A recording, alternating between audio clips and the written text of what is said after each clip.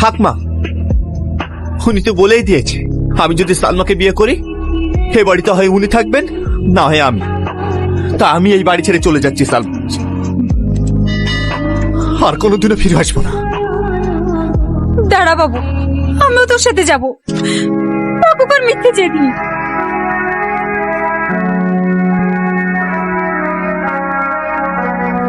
আর হ্যাঁ, তুমি বন্ধু হয়ে বন্ধুর যা ক্ষতি করেছো, তোমার মতো বন্ধু যেন আর কারণ না হয়। চলে এসো মা।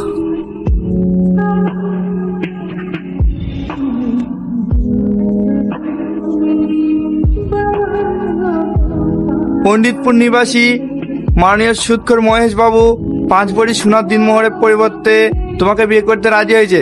বলো মা, কবুল? কি যে বলেন মৌলভী সাহেব, রাজি না থাকলে